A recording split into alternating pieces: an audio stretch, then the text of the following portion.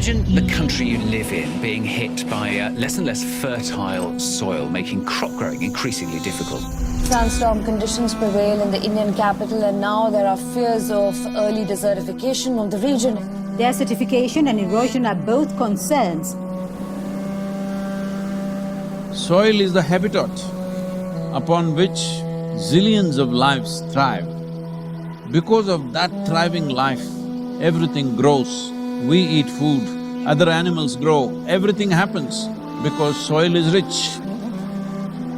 Once there is no richness in soil, then you have forsaken the planet in many ways. We talk of carbon, we talk of emissions, we talk of pollution at various levels. Before all that, we need to address the most important concern, because there is a misunderstanding in the world. There is a campaign to project civic issues as environmental issues. Right now, if plastic bags are floating around in New York City, this is not an ecological issue, this is a civic issue. If our rivers are polluted, this can be fixed. In 1 or 2 years, if you set up the necessary purification plants and enforce the law, these are civic issues which can be fixed with a little bit of law enforcement and awareness. But the real issue is soil. The United Nations agencies with enough scientific data, they're clearly saying that we have soil, agricultural soil for another 80 to 100 crops on the planet. This is 45 to 60 years is what we have agricultural soil. We are calling this as soil extinction. You've heard of dinosaurs going extinct, you have heard of dodos going extinct, but this is soil extinction is what we are looking at. The real problem is soil extinction because in the last 30 years, 80% of the biomass insects have disappeared from the planet, 80%. This is a suicide, this is a real suicide. So in 45 years' time or 50 years' time, there will be serious food crisis on the planet, it's inevitable. When food crisis comes, well, whoever has the biggest guns will come and take the food. And the chaos and the suffering that we will create for populations around the world is unimaginable. Don't think only the poor people will die. They will kill the rich and rich will die. So this is not to paint a dark picture. This is a reality which has happened many times in our history, and once again it is being predicted by top scientists in the world. So what are we going to do?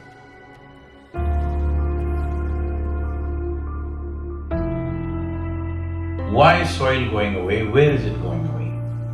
See, what is sand becomes soil if you add organic content to it. What is soil becomes sand if you take away all the organic content from it. If you go into a rainforest, the organic content in the soil will be over 70%. In normal agricultural soil, the minimum organic content that has to be there to call soil soil is 3 to 6%. 3% is the most minimum. But today, for example, in India, 62% of India's soil, the organic content is 0.5% or below that. So literally we are on the verge of desertification. This is across the world, this is not in one country. In United States, the way the land has been used in terms of herbicides, weedicides, pesticides, well, we need to understand nearly 82 to 86% of biodiversity is within the first 12 inches of topsoil. When we plow with machines like tractors plow to a depth of 9 to 12 inches and leave it open, this means we are destroying the biodiversity completely. What biodiversity means is, it's the humus in the soil. The word human comes from the word humus. That means this is actually living soil. So it's very, very important that soil becomes the focus, because if you put 1/3 to 40% of the land, especially in the tropical world, under tree shade, your climate change could be easily reversed. Land is getting hot simply because it is plowed or it is paved. Land has to go under vegetation, whatever kind, natural grasses, bushes, trees, whatever, because all these are serving the ecological activity. And we must also understand soil is a very significant carbon sink. And soil is the largest water soak on the planet. And soil is the basis of all life.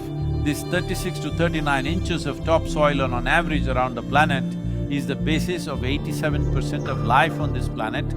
To keep the biodiversity alive is the most important thing that we need to do right now. Unless we start now, this will not happen.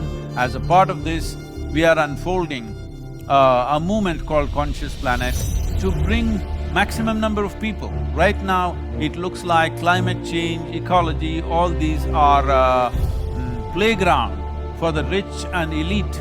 No, this must change. Individual human beings should become conscious about the danger that we are facing. Ecological issues must become election issues, and political parties must give significance to ecological issues in their manifestos. Governments must be elected for their concern for ecological issues. This needs to happen.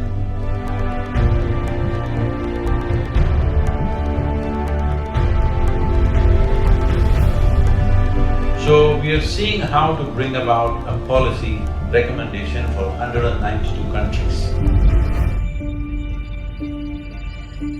The rally is starting on 21st of March, which is the Equinox Day in London.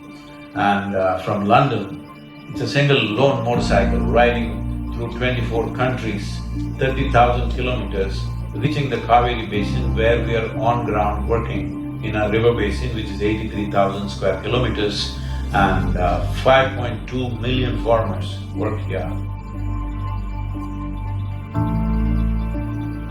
The very body that we carry is soil. Without soil being rich and well, this body and every other life cannot be well. So in terms of ecology, in terms of climate change, the most important thing is that we need to have a conscious approach as to how we manage our soil, how we rejuvenate our soil, how we revitalize our soil. This conscious approach and creating a conscious planet is what is most important. Without involving large mass of people, this will not become a reality because we are democratic nations. Unless people say this is what they want, that is not going to happen. So let's create a conscious planet. Let us make it happen.